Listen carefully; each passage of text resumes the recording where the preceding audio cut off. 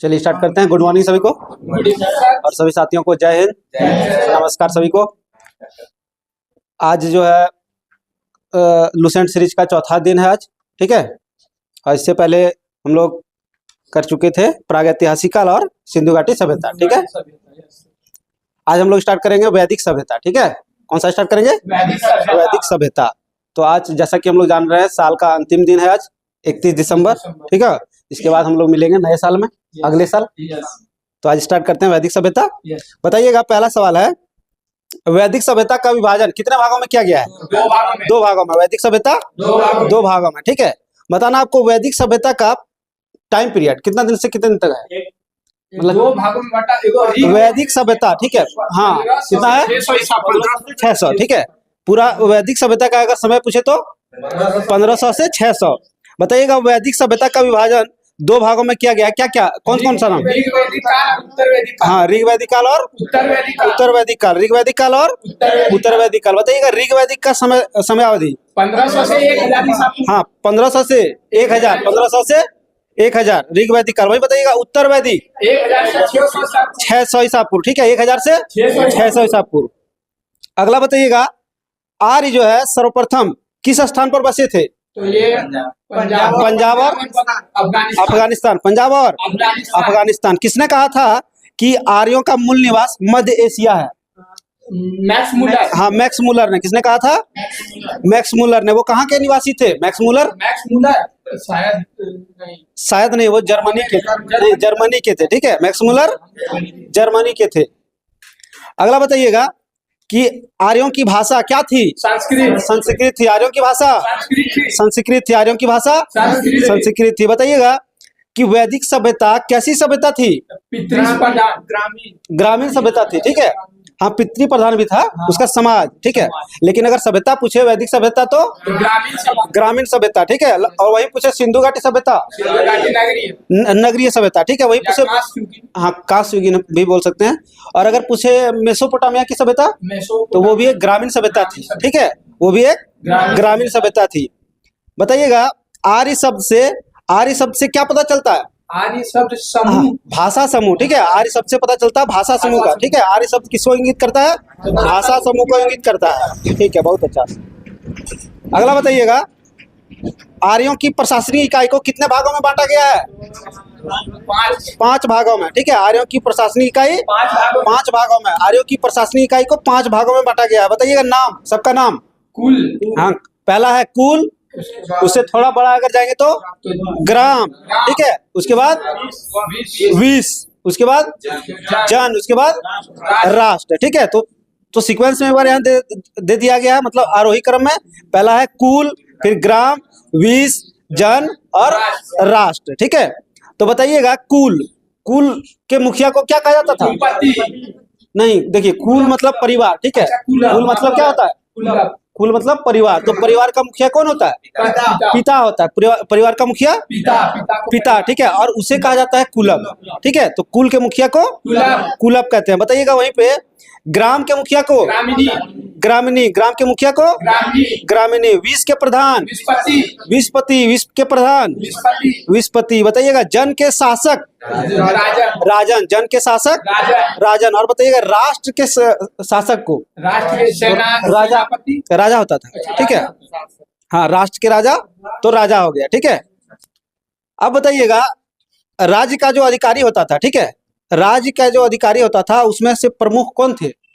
उसमें से प्रमुख, हाँ, तो सैनिक और पुरोहित, ठीक है। राज्य के अधिकारी के प्रमुख थे सैनिक और पुरोहित। सैनिक और पुरोहित। बताइएगा, वहीं पे सूत, रथकार व कम्मादी नामक अधिकारी को क्या कहते थे?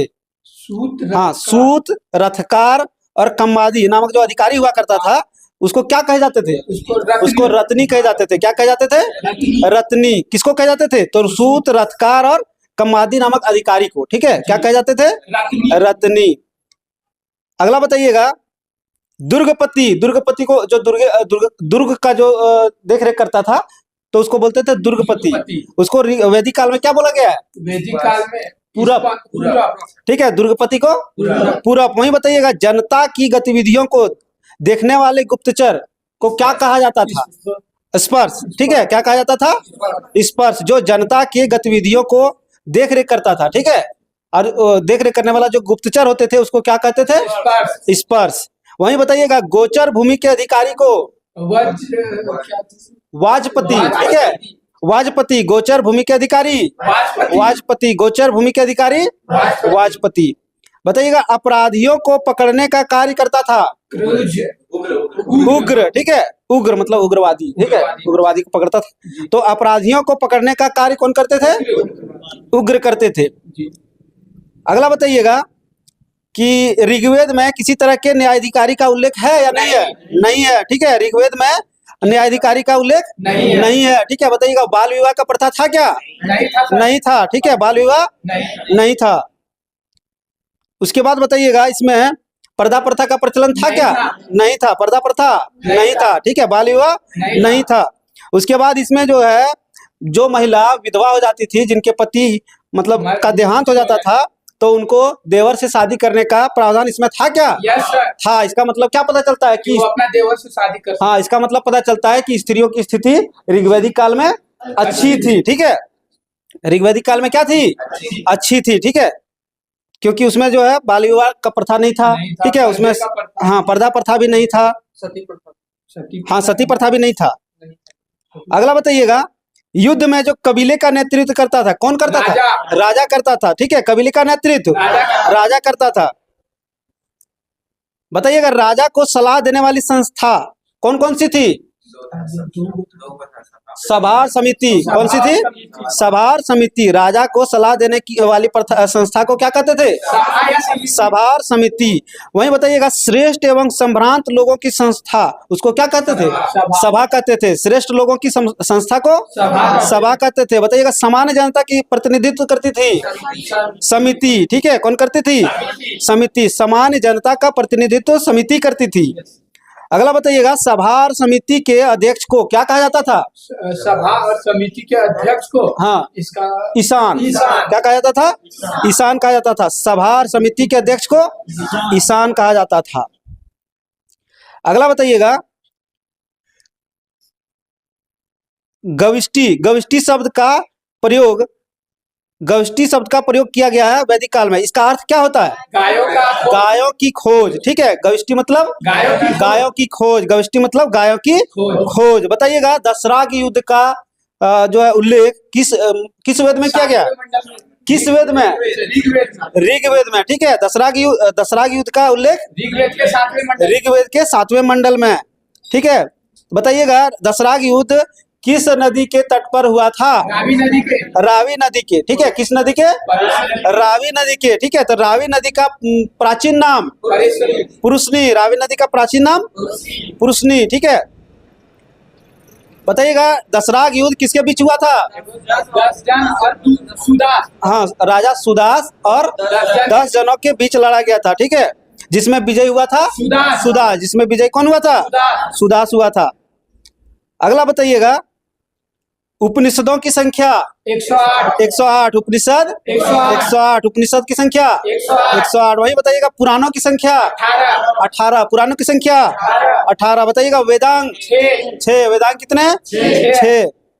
अब बताइएगा कि ऋग्वैदिक समाज में 4 वर्णों का उल्लेख किया गया। ठीक है, ऋग्वैदिक समाज में। तो बताइएगा ऋग्वेद के केवे मंडल में किया गया था? 10वें मंडल में। ठीक है, जिसको पुरुषोक्त वर्ण कहते हैं। ठीक है, पुरुषोक्त वर्ण। तो कितने में किया गया था?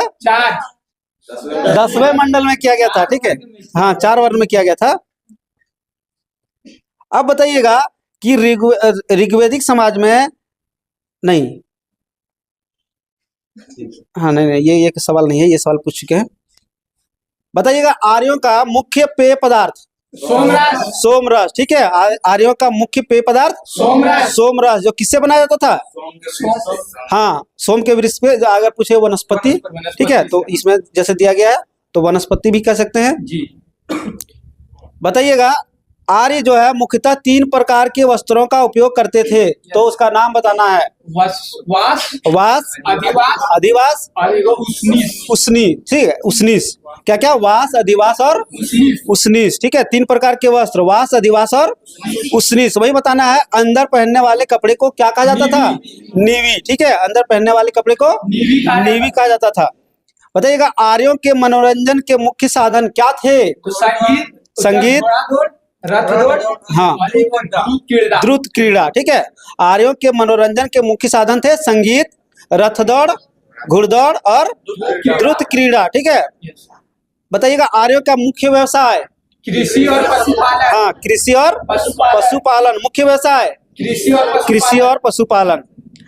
अगला बताइएगा भारतीय परमाणुवाद का जनक? कनाद, महर्षि कनाद। परमाणुवाद का जनक महर्षि कनाद। परमाणुवाद का जनक महर्षि कनाद। बताइएगा गाय को अघन्या बोला गया, इसमें क्या बोला गया? अधन्या बोला गया। उसका अर्थ क्या होता है? जिसकी हत्या न करना, जिसकी हत्या न करने योग्य, ठीक है, न मारे जाने योग्य, मतलब उसकी हत्या नहीं कर सकते हैं, तो उसको क्या बोला गया है? अधन्या, ठीक है। क्या बोला गया? अधन्या। अब बताइएगा आर्यों का प्रिय पशु? घोड़ा, ठीक है। प्रिय पशु घोड़ा। बताइएगा सर्वाधिक प्रिय देवता? इंद्र, ठीक है। सर्वाधिक प्रिय देवता इंद्र देवता, जिसको बोलते थे युद्ध का नेता। युद्ध का नेता इंद्र देवता, ठीक है। इसको हम वर्षा का देवता भी बोलते थे, मतलब ऋग्वैदिक काल में क्या बोलते थे? वर्षा का देवता। अगला बताइएगा आर्यों द्वारा खोजी गई धातु? लोहा। आर्यों द्वारा खोजी गई धातु लोहा, जिसे क्या कहते थे?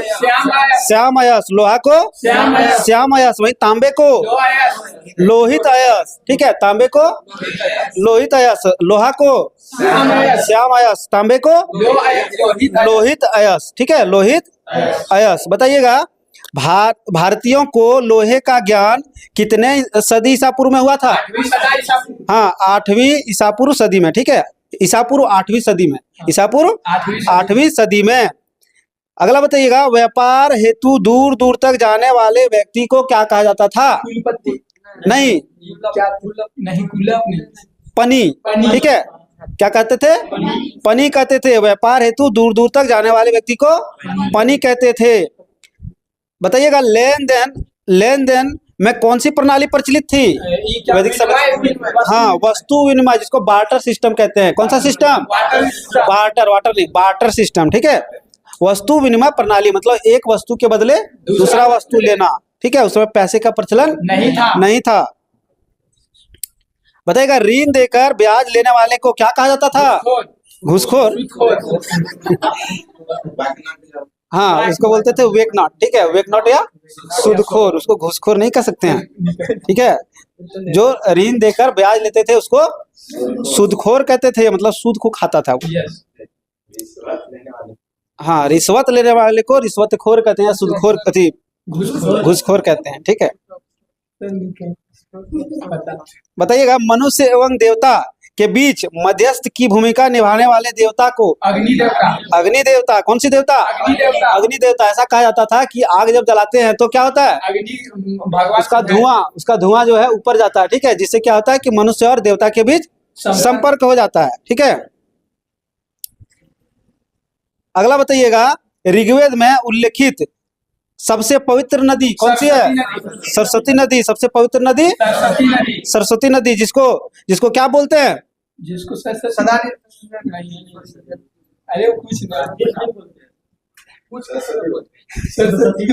उसको सरस्वती बोलते हैं, तो वही बोलिए। बताइएगा ऋग्वेद में गंगा का उल्लेख कितने बार?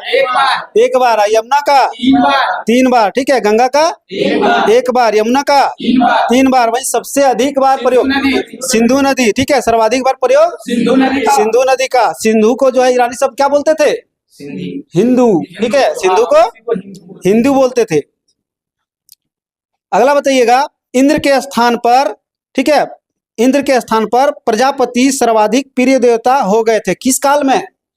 उत्तर वैदिक काल में। किस काल में? उत्तर वैदिक काल में। इंद्र के स्थान पर कौन से देवता? प्रजापति। इंद्र के स्थान पर प्रजापति, ठीक है, सर्वाधिक प्रिय हो गए थे किस काल में?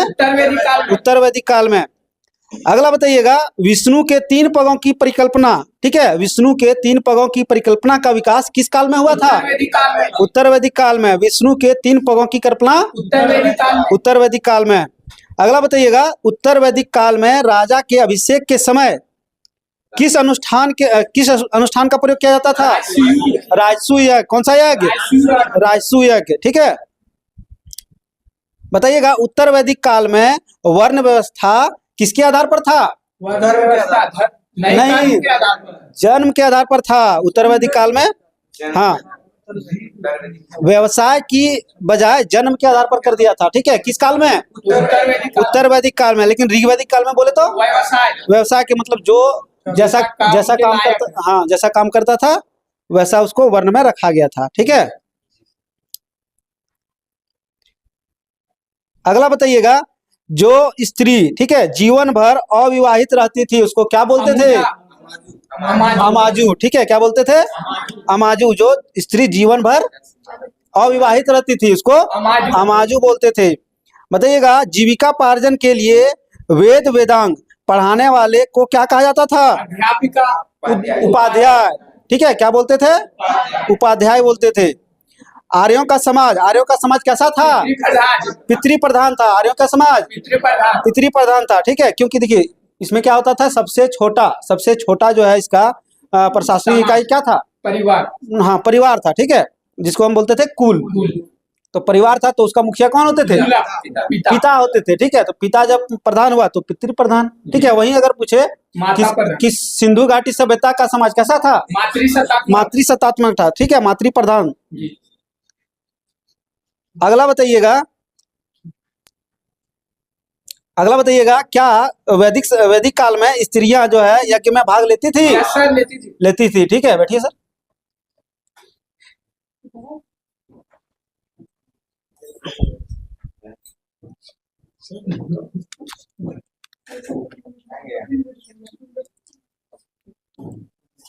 चलिए अगला बताइएगा आप, ठीक है। ऋग वैदिक काल के देवता के बारे में बताते हैं। जी सर। आप लोग बोलिएगा देवता, हम बताएंगे उसका संबंध, ठीक है। अच्छा, ठीक है।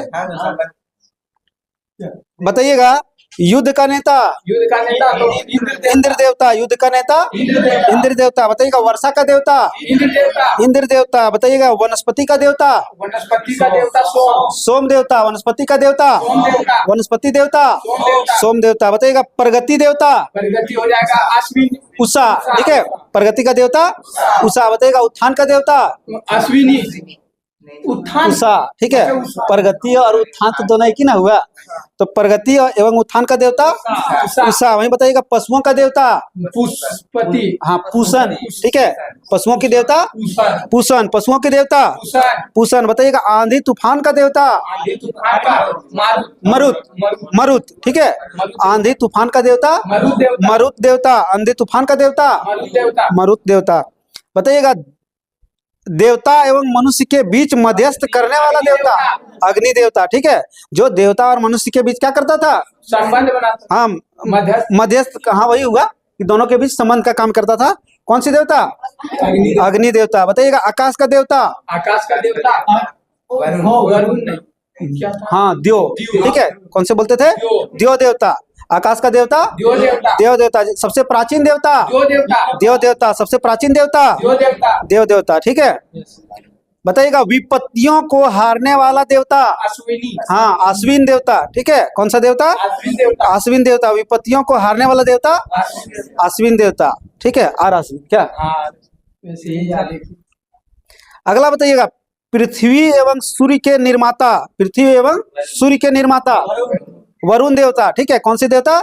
वरुण देवता। बताइएगा, समुद्र का देवता वरुण देवता। समुद्र का देवता वरुण देवता। विश्व के नियामक व शासक वरुण देवता। विश्व के नियामक एवं शासक वरुण देवता। बताइएगा, सत्य का प्रतीक वरुण देवता। सत्य का प्रतीक वरुण देवता। बताइएगा, ऋतु परिवर्तन व दिन रात का कर्ता वरुण देवता, ठीक है। ऋतु परिवर्तन का देवता वरुण देवता। दिन रात करता वरुण देवता। हो गया। अब बताइएगा कि उत्तर वैदिक काल में हल को क्या बोला जाता था? हल को सीरी। क्या हुआ? सीरी। कहाँ से? अच्छा 12-18 से नहीं निकले ना, कोई बात ना, आज निकल जाइएगा, क्योंकि आज नहीं निकलिएगा तो फिर अगले साल नहीं निकल पाइएगा। चलिए, तो उत्तर वैदिक काल में हल को क्या बोला जाता था? सीरा बोला जाता था। ठीक है, हल को सीरा, और वही हल की रेखा जो होती है उसको क्या बोला जाता था? सीता बोला जाता था। हम लोग क्या बोलते हैं? यातर बोलते हैं। ठीक है, आप लोग को क्या पता रहेगा बताइए? उसको हम लोग बोलते हैं सिरोरी बोलते हैं। ठीक है, और नया अगर बनाते हैं तो उसको यातर बोलते हैं। ठीक है, आप लोग पोल्ट्री आदमी है इसलिए आप लोग नहीं जानिएगा, हम लोग देसी हैं। ठीक है, अगला बताइएगा, वैदिक काल में बोला गया है कि निष्क और शतमान, ठीक है, मुद्रा की इकाइयां थी। ठीक है, तो सिक्कों का प्रचलन था या नहीं था? नहीं था। ठीक है, सिक्कों का प्रचलन उत्तर वैदिक काल में नहीं था। बताइएगा, सबसे प्राचीन दर्शन? सांख्य दर्शन। ठीक है, सबसे प्राचीन दर्शन सांख्य दर्शन। बताइएगा, सांख्य दर्शन का प्रवर्तक? कपिल। ठीक है, सीधे बोल दीजिएगा। हाँ, यानी कि मेरा श्रेष्ठ रूप। ठीक है, तो सांख्य दर्शन का प्रवर्तक कपिल। ठीक है, तो सबसे प्राचीन दर्शन सांख्य दर्शन। वही पूछे, सबसे पुराना पुराण? सबसे प्राचीन पुराण मत्स्य पुराण। ठीक है, सबसे प्राचीन पुराण मत्स्य पुराण। इसके अनुसार मूल तत्व कितना है? सांख्य दर्शन के अनुसार 25। ठीक है, कितना है? 25 है। ठीक है, जिसमें पहला तत्व क्या माना गया? प्रकृति। ठीक है, जिनमें पहला तत्व प्रकृति को माना गया है। भाई, अब बताइएगा प्रमुख दर्शन एवं उसके प्रवर्तक। ठीक है, अगर दर्शन पढ़ते हैं तो इसमें बताइएगा प्रमुख दर्शन एवं प्रवर्तक उसके। हम बताते हैं आप लोग को दर्शन, आप लोग को बताना है प्रवर्तक। बताइएगा, चारवाक दर्शन, चारवाक। ठीक है, चारवाक दर्शन का प्रवर्तक चारवाक। बताइएगा, योग दर्शन? पतंजलि। योग दर्शन? पतंजलि। योग दर्शन? पतंजलि। बताइएगा, सांख्य दर्शन? कपिल। बताइएगा, न्याय दर्शन? गौतम। न्याय दर्शन? गौतम। बताइएगा, पूर्व, आज गौतम आ गया, कपिल आ गया, ऐसा हो गया ना। बताइएगा, पूर्व मीमांसा? जैमिनी। पूर्व मीमांसा? जैमिनी। उत्तर मीमांसा? बदरायन। उत्तर मीमांसा? बदरायन। बताइएगा, वैशेषिक दर्शन? कनाद। ठीक है, वैशेषिक दर्शन कनाद। वैशेषिक दर्शन कनाद। बताइएगा, ऋग्वैदिक कालीन जो नदियां होती थी, ठीक है, उसका आधुनिक नाम हम बोलते हैं, आप लोग को बताना है प्राचीन नाम। ठीक है, हाँ, बताइएगा, अभी जिसको कुर्रम बोलते हैं उसको क्या बोलते थे प्राचीन में? हाँ, कुब्भा। ठीक है, कुभा या क्रूब बोल सकते हैं। ठीक है, कुर्रम को कुर्बा। हाँ, क्रूब। बताइएगा, काबुल? कुभा। ठीक है, काबुल को कुभा। बताइएगा, झेलम? वितिस्ता। झेलम नदी वितिस्ता। झेलम नदी वितिस्ता। बताइएगा, चिनाब नदी? अस्किनी। चिनाब नदी अस्किनी। बताइएगा, रावी का पूरा प्राचीन नाम? पुरुषनी। ठीक है, क्या नाम है? पुरुषनी। रावी नदी पुरुषनी। बताइएगा, सतलज नदी? सतुद्री। सतलज नदी सतुद्री। हाँ, सतुद्री। बताइएगा, व्यास नदी? विपाशा। व्यास नदी विपाशा। बताइएगा, गंडक नदी? सदा नीरा। गंडक नदी सदा नीरा। बताइएगा, घग्गर? हाँ, नहीं, घग्गर ही बोलते हैं, अब इसमें लिखा है द्विसदती। ठीक है, द्विसदती। घग्गर को द्विसदती। बताइएगा, गोमती का आधुनिक नाम? हाँ, गोमल। गोमती का गोमल। बताइएगा, स्वात? का आधुनिक नाम? सुवस्तु। नहीं, स्वात का प्राचीन नाम। ठीक है, स्वात का प्राचीन नाम सुवस्तु। ठीक है, तो हो गया सब। एक बार फिर से रिवाइज करते हैं। अब बोलते हैं प्राचीन नाम। ठीक है, इधर से सीधा याद किया ना। बताइएगा, क्रूब? क्रूब का कुर्रम। बताइएगा, कुभा का काबुल। कुभा का काबुल। बताइएगा, वितिस्ता? चेलम। झेलम। वितिस्ता का झेलम। बताइएगा, अस्किनी? चिनाब। अस्किनी का चिनाब। बताइएगा, पुरुषनी? रावी नदी। ठीक है, पुरुषनी का रावी। बताइएगा, सतुद्री? सतलज। विपाशा? व्यास नदी। सदा नीरा? गंडक। वही द्विसदती? घग्गर। द्विसदती घग्गर। गोमती? गोमल। गोमती गोमल। बताइएगा, सुवस्तु? स्वात, स्वात। ठीक है, सुवस्तु स्वात। अब बताइएगा कि सत्यमेव जयते कहां से लिया गया है? मुंडकोपनिषद से, ठीक है, सत्यमेव जयते मुंडकोपनिषद। बताइएगा इसमें मुंडकोपनिषद में यज्ञ की तुलना किससे की गई है? हाँ, फुटा हुआ नाव, ठीक है, फुटा हुआ नाव से यज्ञ की तुलना फुटा हुआ नाव से, ठीक है। बताइएगा गायत्री मंत्र का संबंध केवल मंडल से? तीसरे मंडल से, ठीक है, ऋग्वेद के तीसरे मंडल से, गायत्री मंत्र तीसरे मंडल से। हाँ, लोगों को आर्य बनाने के लिए गायत्री मंत्र की रचना की गई थी, किसके द्वारा? महर्षि विश्वामित्र के द्वारा। किसके द्वारा? विश्वामित्र के द्वारा, ठीक है, गायत्री मंत्र का रचना विश्वामित्र के द्वारा। बताइएगा श्राद्ध की प्रथा पहले पहल दत्तात्रेय ऋषि के बेटे ने शुरू की थी, ठीक है, किसने शुरू की थी? दत्तात्रेय के बेटे ने। बताइएगा क्या नाम था उसका? मिनी नहीं, निमि, ठीक है, क्या नाम था? निमि। दत्तात्रेय के पुत्र का नाम निमि, ठीक है। अगला बताइएगा प्रथम बार पक्की ईंटों का प्रयोग किया गया था, ठीक है, प्रथम बार पक्की ईंटों का प्रयोग किया गया था किस नगर में? यानी कौशाम्बी। उत्तर वैदिक काल के कौशाम्बी नगर में, ठीक है, उत्तर वैदिक काल के कौशाम्बी नगर में पहली बार पक्की ईंटों का प्रयोग किया गया था, ठीक है। बताइएगा महाकाव्य की संख्या? महाकाव्य दो ठो, ठीक है, महाकाव्य की संख्या दो ठो। कौन कौन सा? महाभारत और रामायण, महाभारत और रामायण। बताइएगा महाभारत का पुराना नाम? जय संहिता। महाभारत का पुराना नाम जय संहिता।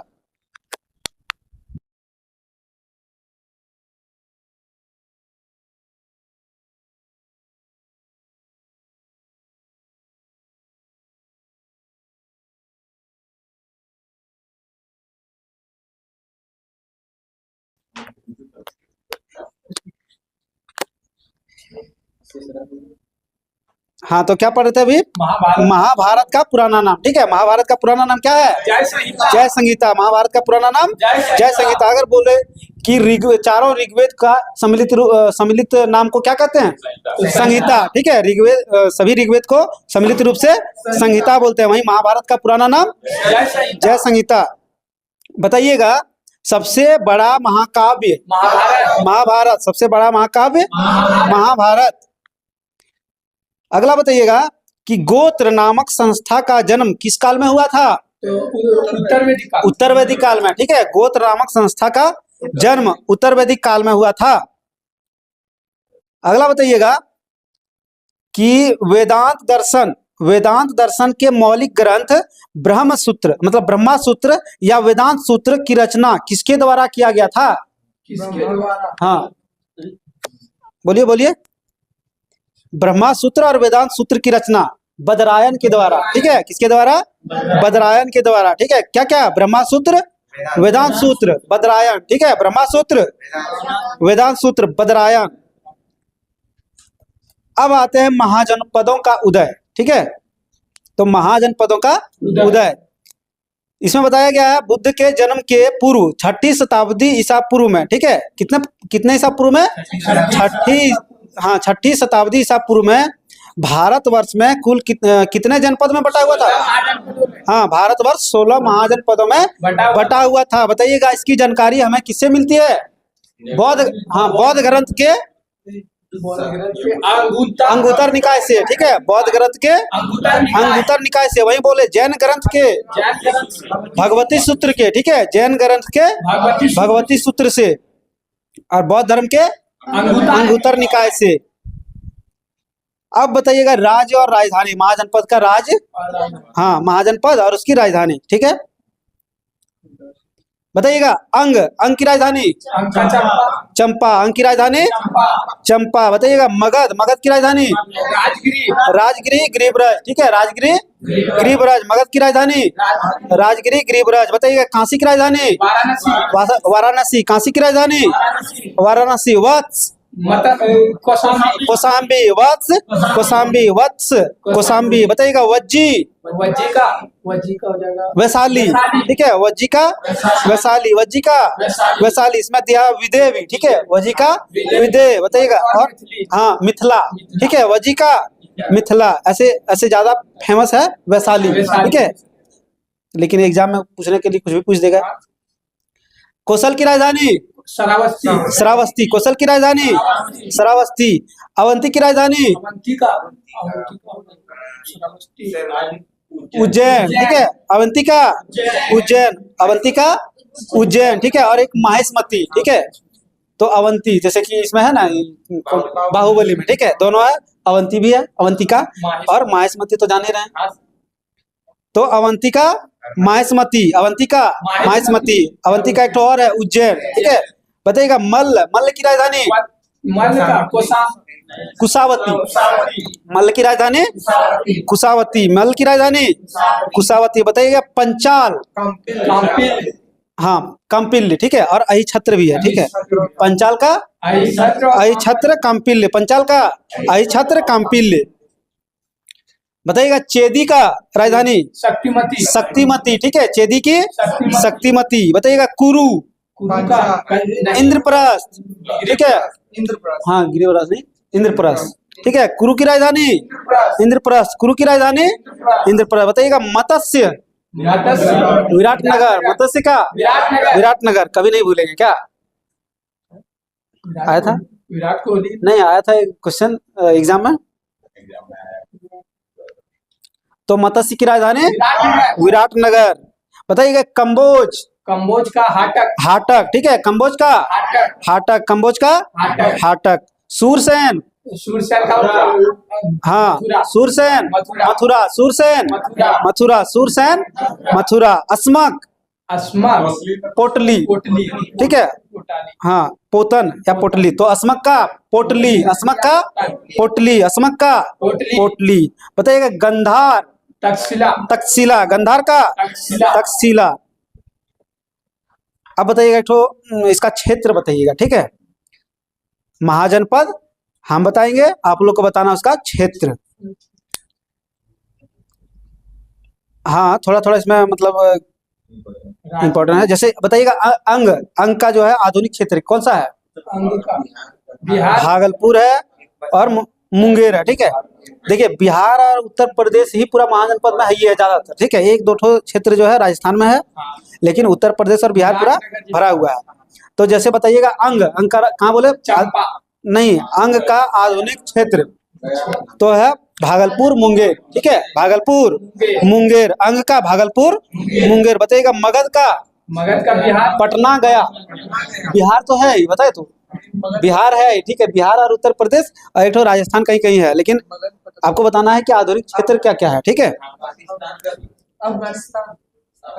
हाँ पाकिस्तान का भी है, हाँ। तो बताइएगा इसमें मगध गया, पटना, हाँ पटना गया, ठीक है, मगध का पटना गया। बताइएगा काशी, काशी वाराणसी, वाराणसी, ठीक है, काशी की राजधानी भी वही है और आधुनिक क्षेत्र अभी भी वही है। बताइएगा वत्स, वत्स का कौशाम्बी इलाहाबाद के आसपास, ठीक है, वत्स का इलाहाबाद के आसपास उत्तर प्रदेश में। बताइएगा वज्जी, हाँ वज्जी का वैशाली है, मुजफ्फरपुर एवं दरभंगा के आसपास का क्षेत्र, ठीक है।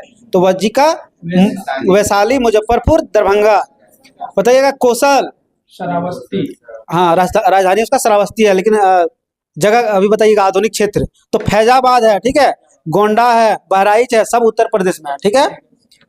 अगला बताइएगा अवंती,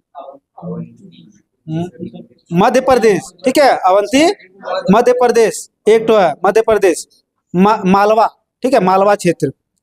बताइएगा मल्ल, देवरिया बस्ती गोरखपुर, ठीक है, देवरिया बस्ती और गोरखपुर उत्तर प्रदेश में। बताइएगा पंचाल तो बरेली, ठीक है, बदायूं और फर्रुखाबाद सब उत्तर प्रदेश में है। बताइएगा चेदी का आधुनिक क्षेत्र बुंदेलखंड, ठीक है, उत्तर प्रदेश, बुंदेलखंड उत्तर प्रदेश। बताइएगा कुरु,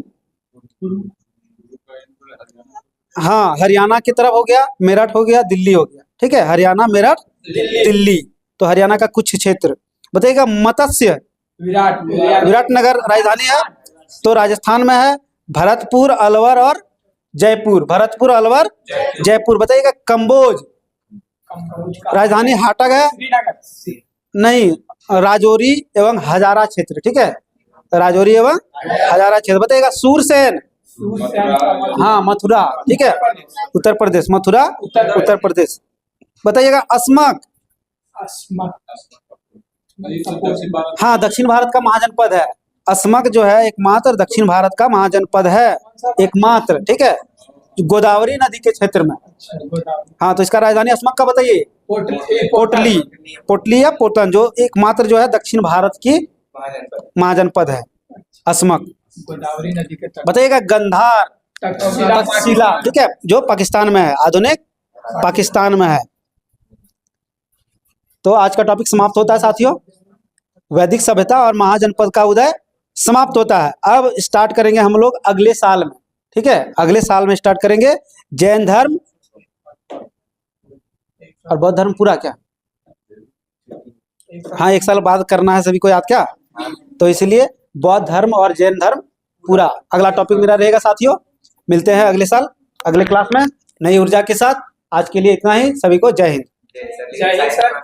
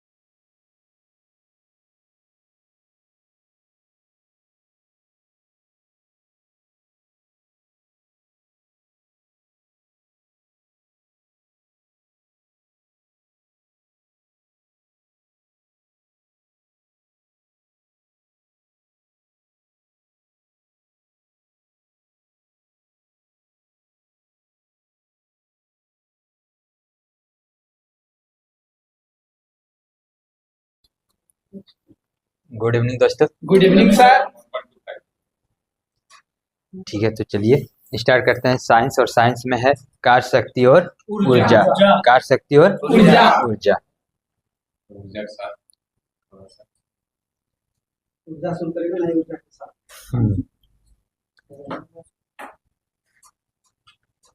चलिए, तो बताइएगा कार्य किसका गुणनफल राशि है?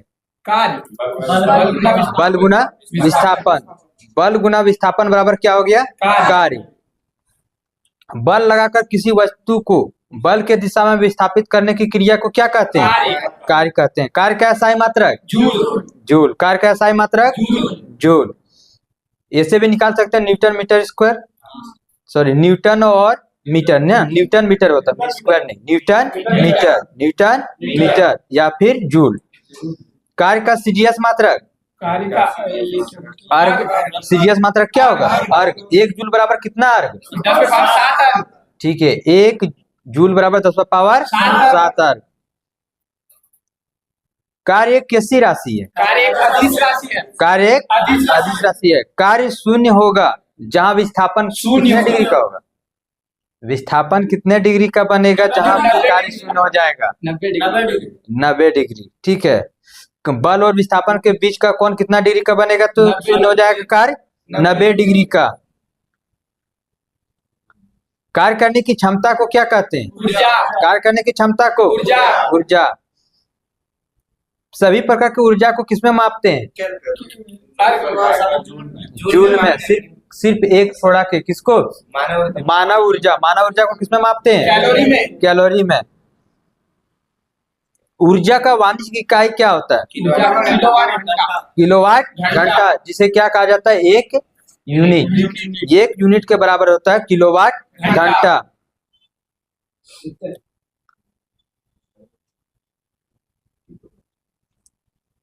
द्रव्यमान ऊर्जा समीकरण किसने दिया है? द्रव्यमान ऊर्जा समीकरण आइंस्टीन। आइंस्टीन है। क्या होता है द्रव्यमान ऊर्जा समीकरण? क्या होता है? Equal to mc square, equal to mc square, जहाँ ई क्या है? ऊर्जा।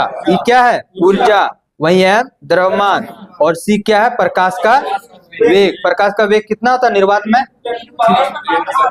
Very good, 3 × 10⁸ metre per second. ठीक है।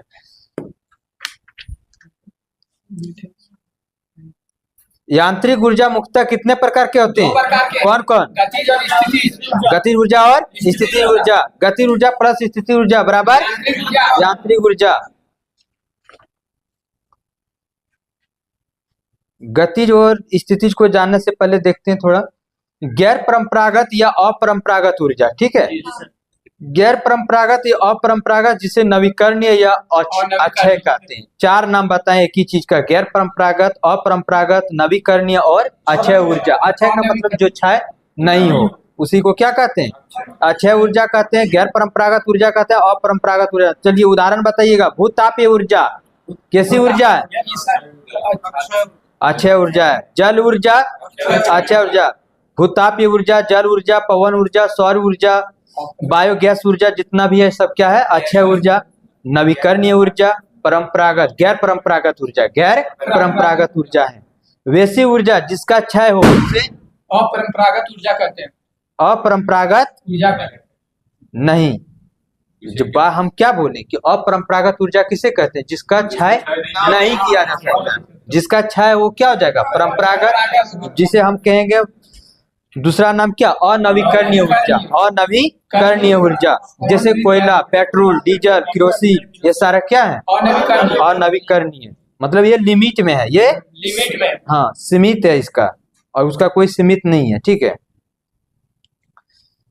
चलिए संवेग वह राशि है। सबसे पहले बताइए संवेग कैसी राशि है? संवेग एक सदिश राशि है। संवेग एक सदिश राशि है जो गति की मात्रा को बताता है। जो गति की मात्रा को बताता है। तो बताइएगा संवेग बराबर क्या होता है? संवेग बराबर द्रव्यमान गुना वेग। द्रव्यमान गुना वेग। Very good. संवेग का साई मात्रक संवेग का मीटर प्रति second. Kg metre per second. Kg, sorry KG.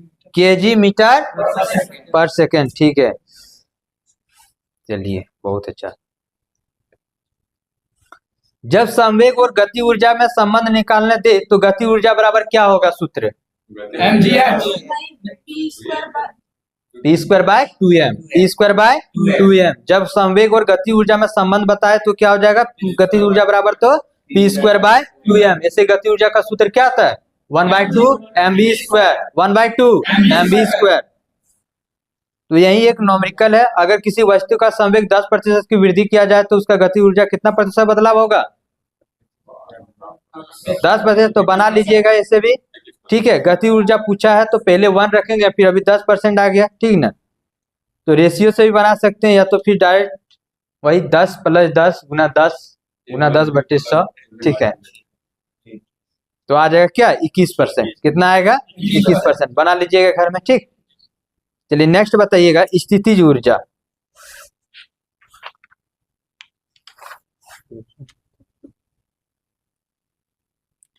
किसी वस्तु में स्थिति के कारण जो कार्य होता है उसे क्या कहते हैं? किसी के कारण मतलब किसी वस्तु की स्थिति के कारण जो कार्य करने की क्षमता होती है उसे क्या कहते हैं? उसी। और किसी वस्तु में गति के कारण जो होता है उसे क्या कहते हैं? गति ऊर्जा। यही चीज देगा वहां, स्थिति लगा के पूछ देगा तो हम लोग सोचेंगे कि नहीं गति ऊर्जा, देखेंगे वहां पर। ठीक है, स्थिति और आकार कुछ तो जरूर देगा वो दोनों में से। नेक्स्ट मिलेगा ही कहीं क्वेश्चन वैसा। तो किसी वस्तु की स्थिति के कारण जो कार्य करने की क्षमता होती है उसे क्या कहते हैं? स्थिति ऊर्जा। और स्थिति ऊर्जा बराबर सूत्र क्या होता है? mgh। m बराबर द्रव्यमान, g बराबर गुरुत्व त्वरण, h बराबर I। तो बताइए ऊंचाई बढ़ने पर स्थिति ऊर्जा बढ़ेगी। बहुत अच्छा। स्प्रिंग में कौन सी ऊर्जा होती है? स्थितिज ऊर्जा। स्प्रिंग में स्थितिज ऊर्जा होती है। तना हुआ धनुष स्थितिज ऊर्जा। ठीक है। दबा हुआ गद्दा स्थितिज ऊर्जा। ठीक है। हाथ में पकड़ा हुआ पत्थर स्थितिज ऊर्जा। जमीन पर दौड़ता हुआ लड़का गतिज ऊर्जा। गति ऊर्जा। रनवे पर चलता हुआ एरोप्लेन गतिज ऊर्जा। गति ऊर्जा। छत पर दौड़ता हुआ लड़का, यांत्रिक यांत्रिक ऊर्जा दोनों है इसमें, ठीक है। चलता हुआ पंखा, यांत्रिक ऊर्जा, यांत्रिक ऊर्जा, इसमें भी दोनों है, एक स्थिर रहेगा तो एक चलेगा। तो पंखा चलते समय देखिए लेते हैं क्या स्थिर रहता है क्या चलता है, ठीक है। चलिए, ऊर्जा संरक्षण का सिद्धांत, ऊर्जा संरक्षण का सिद्धांत क्या बताता है कि ऊर्जा को ना ही उत्पन्न किया जा सकता और ना ही इसे नष्ट किया जा सकता है, केवल क्या होता है एक दूसरे से रूपांतरित होता है, केवल एक रूप से दूसरे रूप में यह बदल सकती है, रूपांतरित हो सकती है। तो बताइएगा, रासायनिक ऊर्जा से विद्युत ऊर्जा में कौन बदलता है, या फिर यंत्र देते हैं आप लोग बताइए। इसका विद्युत सेल आंसर था, ठीक है।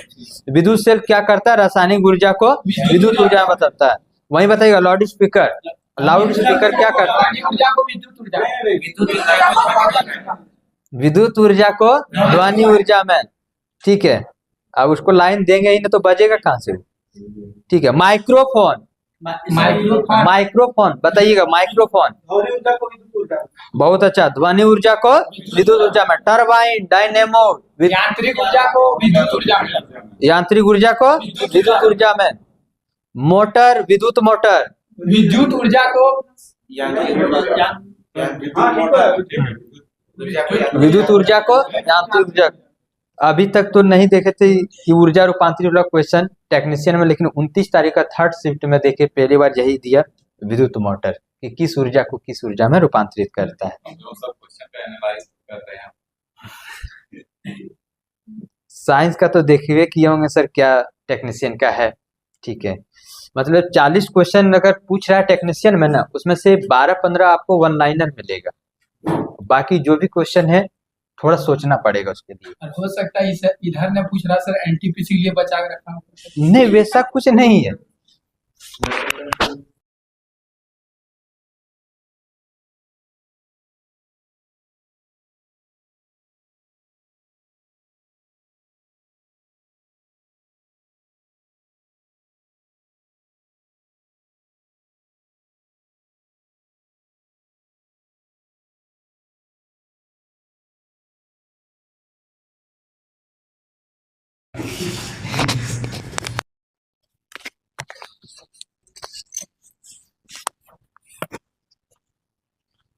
चलिए, अब क्लियर है ना। यस, बैटरी डाउन हो गया था उसका। तो कहाँ थे हम लोग, टेक्नीशियन में, ठीक है ना। तो टेक्नीशियन में वही बोले कि 15 क्वेश्चन 12 क्वेश्चन ऑनलाइनर देगा, बाकी समझने वाला देगा। हम जहां तक देख पाए कि अभी तक जितना डिस्कशन करा है साइंस में, उससे बाहर तो नहीं जा रहा है। कुछ कुछ क्वेश्चन है जो क्या बोलते हैं बेसिक, जो एनसीईआरटी फुल्ली किया है वो प्रयोग, ठीक है। लेकिन जहां तक देखिए यही 4 चीज देगा, 4 चीज में एक चीज आपको छांटने बोल देगा। अब हम 2 चीज जान रहे हैं, 2 चीज नहीं जान रहे, और जो कि किताब में है 2 चीज तो हमको कंफर्म है, 2 चीज कंफर्म नहीं है। तो उस स्थिति में गलत ही मार के आते हैं, क्योंकि जानवे करते हैं नसीब कितना अच्छा रहता है, जो गलत रहता है उसी को ठीक करके आ जाते हैं। तो इसीलिए अच्छे से पढ़िए, डिस्कशन कीजिए। कैसे अच्छे से पढ़िए, नसीब के भरोसे। हाँ, नसीब के भरोसे मत रहिए यार, वैसे भी नसीब कुछ करेगा नहीं जब तक नहीं पढ़िएगा, ठीक है। हाँ, एनसीईआरटी सर 9, 10 फुल्ली 9, 10, वहां से बाहर क्वेश्चन एक भी नहीं है। और सर बनाए भी हैं उसी तरह, ठीक है ना। चलिए नेक्स्ट हम लोग देखते हैं। टरबाइन तक हो गया था। बारिश सबसे इंपॉर्टेंट है। बारिश किस ऊर्जा को किस ऊर्जा में रूपांतरित करता है, स्थितिज ऊर्जा को गतिज ऊर्जा में, स्थितिज ऊर्जा को गतिज में। चलिए नेक्स्ट देखते हैं, दक्षता, ठीक है। दक्षता को किसमें मापते हैं सर, परसेंटेज में। बार बार ये चीज बोलते हैं क्योंकि ये पूछा गया क्वेश्चन था, ठीक है। दक्षता को परसेंटेज में। तो बताइए दक्षता का सूत्र क्या होता है, बहुत अच्छा, आउटपुट बाय इनपुट इंटू 100। किसी भी मशीन का दक्षता 100% होता है क्या, 100% से कम होता है। जिसका 100% होता है वो अभी दुनिया में संभव नहीं है, ठीक है, हो सकता है। चलिए, बल गुना समय बराबर क्या होगा, बल गुना समय, बल गुना समय बराबर क्या होगा। एक ऑप्शन के साथ सुनिएगा आप लोग, ठीक है। बल गुना समय बराबर क्या होगा, संवेग, आवेग, A + B, इनमें से कोई नहीं, A + B संवेग, ठीक है। हम नहीं दिए, केवल एक ये सब क्वेश्चन दे सकता है। तो बल गुना समय दोनों का है, संवेग का भी है और आवेग का भी है। तो बल आवेग जो है कैसी राशि है, आवेग तो ये कार्य करने की दर को क्या कहते हैं? शक्ति शक्ति। शक्ति बराबर सूत्र क्या होता है? शक्ति बराबर सर कार्य गुना समय कार्य बटा समय। P बराबर W बाय T। P बराबर W बाय T।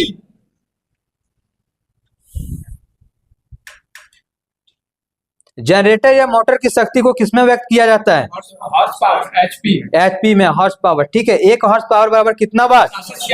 746 वाट। अधिक क्षमता वाले जनरेटर या ट्रांसफार्मर की शक्ति को किसमें मापते हैं? किलोवाट में। किसमें मापते हैं? किलोवाट में। शक्ति बराबर एक सूत्र और होता है mgh, ठीक है, by T। mgh by T, mgh by T। और एक क्या पढ़े हम लोग? W by T। कार्य बटा समय, ये भी कार्य ऊर्जा बटे समय ना। ऊर्जा बटे समय, स्थिति ऊर्जा है। चलिए देखिए, एक है कार्य करने की क्षमता को क्या कहते हैं? ऊर्जा ऊर्जा। और कार्य करने की दर को? शक्ति शक्ति। संवेग रेखीय संवेग संरक्षण का सिद्धांत गति के किस नियम पर आधारित है? तीसरा। ठीक है, न्यूटन गति के तीसरा नियम पर आधारित है। बहुत अच्छा। चलिए अंतिम पड़ाव में आ चुके हम लोग। 1 किलोवाट घंटा विद्युत ऊर्जा का मात्रक है, जिसे समान भाषा में क्या कहा जाता है? 1 यूनिट कहा जाता है। क्या कहा जाता है? 1 यूनिट। विद्युत ऊर्जा के खर्च को किसमें मापा जाता है? यूनिट में मापा जाता है, या तो किलोवाट घंटा में मापा जाता है। 1 किलोवाट घंटा बराबर 1000 वाट घंटा। ठीक है, 1000 वाट घंटा। यहाँ किलो को हटा दिया तो 1000 ला दिया। ठीक है, मिस्टेक। क्या सर? चलिए, 1 किलोवाट घंटा बराबर कितना जूल होता है ये बता दीजिए। यही सबसे इंपॉर्टेंट है, यहीं से सारा निकल जाएगा। 3600, 360 या 3.6 जो निकालना है आपको। 1 किलोवाट घंटा बराबर कितना जूल होता है? 3.6 into 10 to the power 6। Very good, 3.6 into 10 to power 6 joule. ये अगर याद है तो यहाँ से 3600 भी निकल जाएगा। पॉइंट हटाएंगे तो सारा जीरो का खेला है। ठीक है, चलिए यूनिट निकालने के लिए, नंबर ऑफ यूनिट निकालने के लिए सूत्र बता सकते हैं? जितना भी दिया हो उसे बटा 100। जैसे उपकरण मतलब कैसे? जैसे 5 बल्ब, ठीक है, 5 बल्ब 5 वाट का है सारा बल्ब। 5 बल्ब है जो 5 वाट का है, और 5 घंटा प्रत्येक दिन चल रहा है। तो सबको ऊपर में क्या करेंगे? गुना कर देंगे, और नीचे में 1000 से भाग देंगे तो वो यूनिट निकल जाएगा। ठीक है, तो चलिए साइंस का सारा टॉपिक हो गया, और अगला होमवर्क जो रहेगा साइंस में